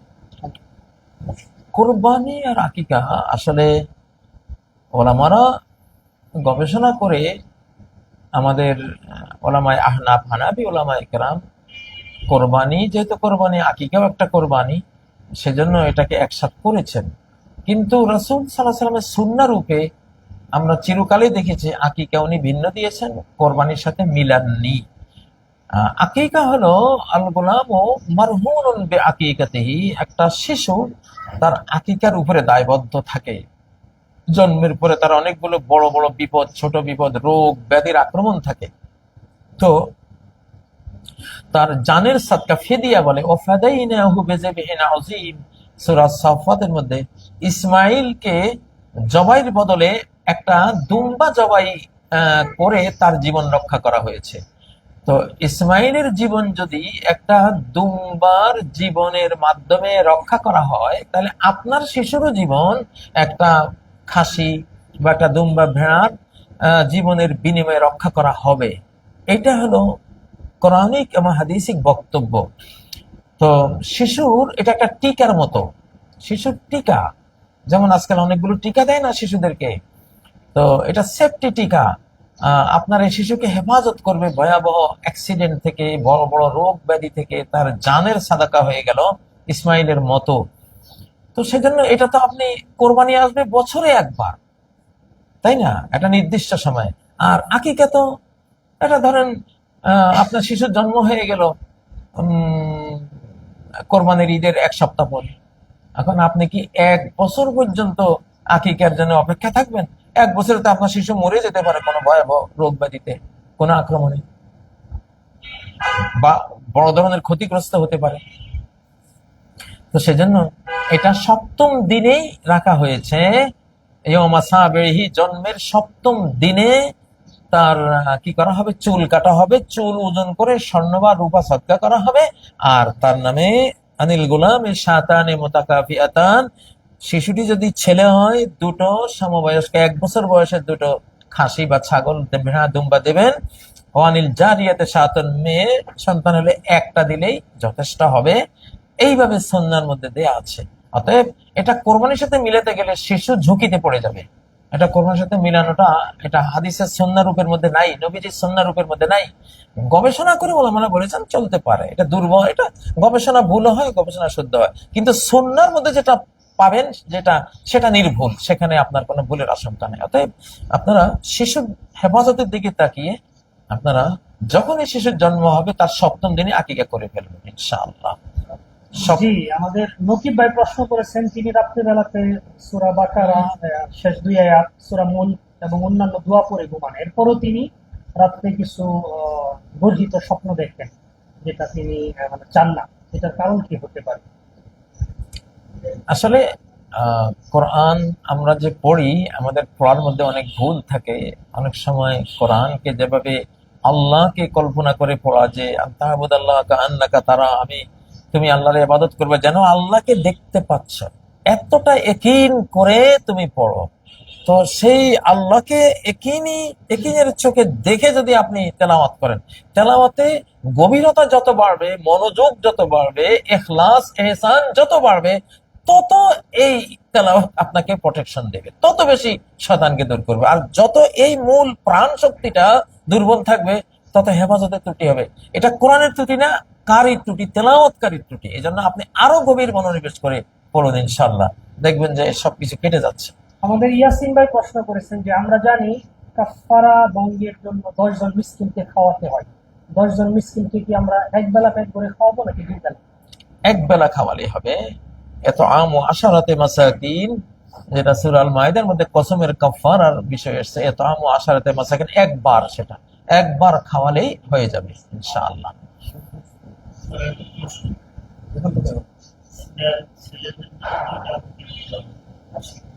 জি,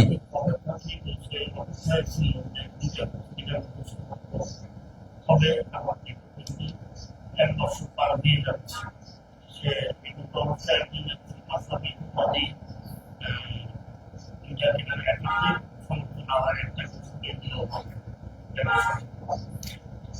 একটা এখন দিবে আর একটা পরে দিয়ে দিবে যখন সামর্থ্য আসবে, যে লা ইউকাল্লিফুল্লাহু নাফসান ইল্লা উসহা, কিন্তু দুইটাই দিতে হবে, দুইটাই দেবে। না পারলে অক্ষমের জন্য তো কোনো মাসালা নাই, কিন্তু তার চেষ্টা করা উচিত তার শিশুকে সুরক্ষিত রাখার জন্য।